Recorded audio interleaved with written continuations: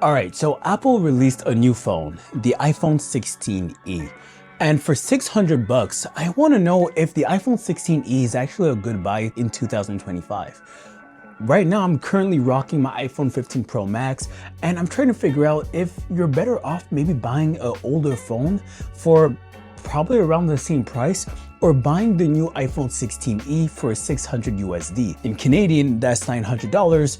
After taxes here, it's $1,000. So this was not a cheap phone. The SE line is no longer a cheap phone, but is it still worth it? That's what we're gonna figure out now. So let's unbox it, swap out SIM cards, and let's use this.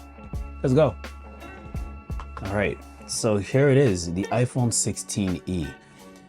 Again, this is a 6.1-inch phone. I'm used to having the Plus version of phones, or the Pro Max version of phones, but this is actually pretty cool. It fits really well in hand, and I think this will be a good size for most people. So here we go, the iPhone 16e. Leave down in the comments what you think about the design. We do have the action button here, which is amazing. I love the action button personally. We don't have camera control, but we still have that camera control feature, the visual intelligence, which actually is coming to the iPhone 15 Pro Max as well, which is cool because that was the only feature I wanted from the new phones. So again, the iPhone 16e looks very, very sleek. And there we go. All we have to do is set it up and go through our day with the iPhone 16e.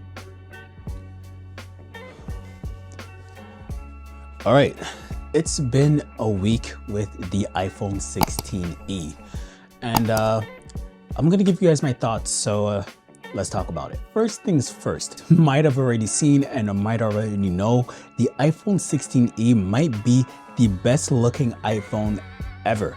The minimalistic design is very, very prevalent here. You have one camera hole, which is one decent sized camera that's proportionate to the phone. You have one button here for the power button on the right side of the phone. The minimalism of this phone makes me want to use this phone as a daily. The fact that I just have to look at something that's very simple to look at, there's no 4 design camera, it's not huge, there's not many buttons on the side, the design is very simple, a very, very simple phone. And I guess this is for very, very simple people. Apple wants to go for a general audience with their look. Getting a design that's simple, there's no one that's gonna hate the design. You might not fall in love with it, but you're never gonna hate it. It's a very, very simplistic design. I think this design is a good phone for pro users, for casual users, gamers, anyone that needs a phone. The minimalistic design, this minimalistic design is the best way to go. Some people might hate the Fusion camera, but the Fusion camera is needed to get this look. The lack of ultra wide might be a cost that some people are willing to take to get this minimalistic design. But speaking of cameras, let's talk a little bit more about the iPhone 16e's camera. So with my experience, the iPhone 16e has an okay camera. Obviously, you're not going to compare this to Pro phones, but you're going to compare it to previous regular iPhone phones. And this one actually has a very decent sized camera, or a very decent quality of camera. If I compare it to the iPhone 15, it has pretty much the same camera as the iPhone 15 in my eyes. It doesn't really look that much different, but I will give the edge to the iPhone 16e. I do feel like it does handle blur a little bit better, and it doesn't have that grain problem as much as the iPhone 15 does when you zoom in. If you're going to compare it to the base 16 phones, I think it's pretty much the same. I don't really think there's any difference. They're exactly the same camera. But the iPhone 15 does have the ultra wide and does have more colors, and you have the option to pay more for a bigger size. But when it comes to camera, the iPhone 16e does have the edge in camera. So next I want to talk about the AI features. This is actually one of the main components, or the main reason why you would get this phone other than getting a previous base version phone, is because the iPhone 16e allows you to have Apple Intelligence. So this will allow you to integrate ChatGPT into Siri, it will allow you to have visual intelligence, Genmoji and Apple Playground, and all these other Apple Intelligence features. All those features might not matter to you. For me, Genmoji is actually a feature that, hey, arrest me if you have to, but I kind of like Genmoji. I think it's actually pretty cool that you can customize your own emojis. I also like the fact that you can integrate ChatGPT into Siri. I pay for ChatGPT because I use it on a daily and it's actually worth the money. But integrating ChatGPT into Siri makes Siri or Apple's assistant way better. I mean, I can't go back to Siri without ChatGPT now. I have to use ChatGPT with Siri.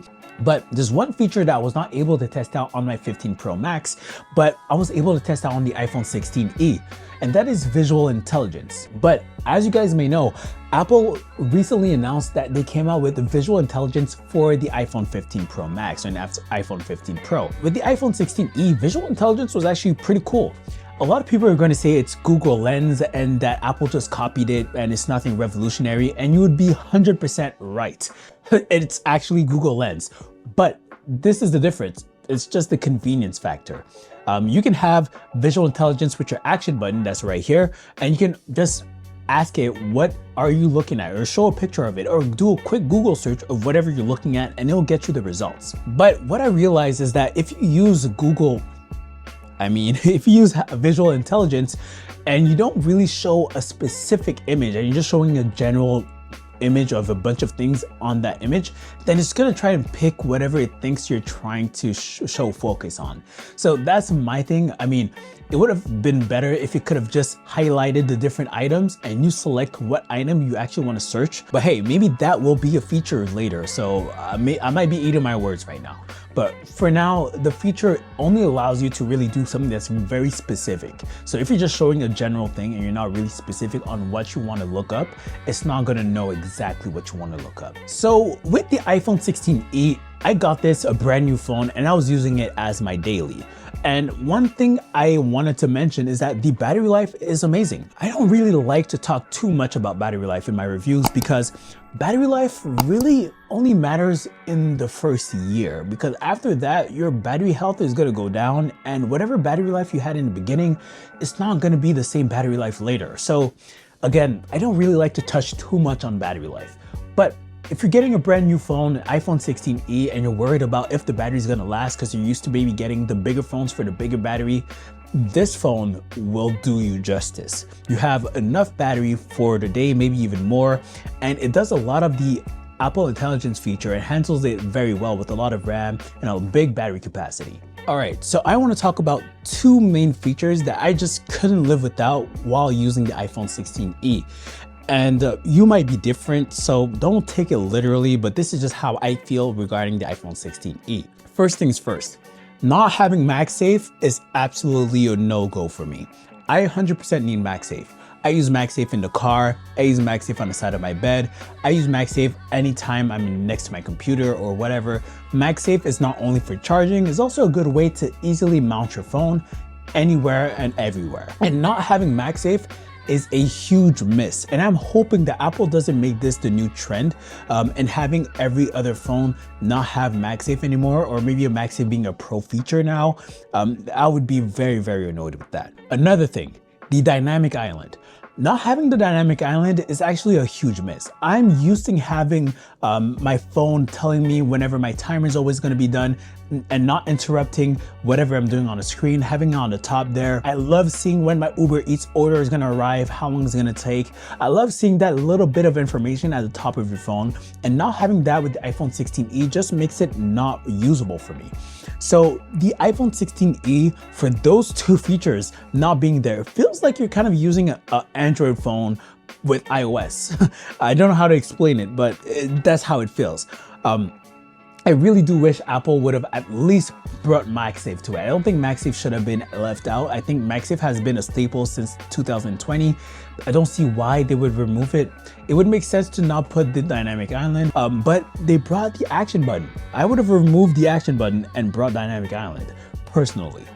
But yeah, that's just my thing. I do use the action button a lot, so I'm glad that he brought it. I use it on my 15 Pro Max all the time, so I was able to still keep that same feeling with the iPhone 16e and use the action button to control my car, control the lights around the house. So if I want to turn off the lights, the lights are turned off.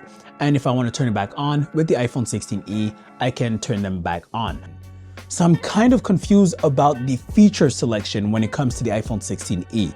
I mean, having the action button, which is a relatively new feature that was exclusively a pro feature just last year, but not having MagSafe, that was not a pro feature, that was on the base iPhone 12 and iPhone 12 mini in 2020, but not having Dynamic Island, that was a pro feature with the iPhone 14, it's kind of a mixed bag.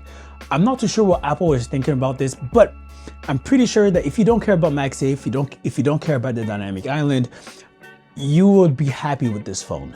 The only issue is it's $600 USD.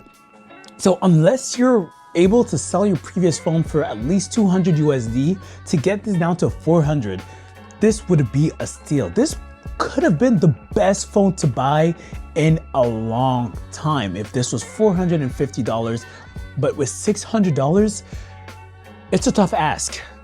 There's a lot of phones that you can get for $600 that have 120 Hertz, that has a higher output power when it comes to USB-C, that has more cameras, ultra wide. I feel like this is a pretty good phone if you can either sell or trade in your phone for at least $200. So if you can sell and trade in your previous phone to get this, then this is pretty cool. I think Apple wants you to get the base 16 so you can spend a little bit more, because what's $100 more, or what's $150 more? So they want you to get the higher tier. This is to incentivize you to get a little bit more. And that little bit more will incentivize you to get a little bit more. And why not just go with the pros? And heck, go with the Pro Max. It's just an extra $100. So yeah, I think that's where they're getting at here. I think this phone is just to push you to get the iPhone 16 base version. And that's exactly why they removed the Dynamic Island and they removed MagSafe. But what do you think about the iPhone 16e? Is this a good buy? Is this a waste of money? Or do you think this is just an okay phone? Let me know in the comments what you think, and see you guys on another video. Peace.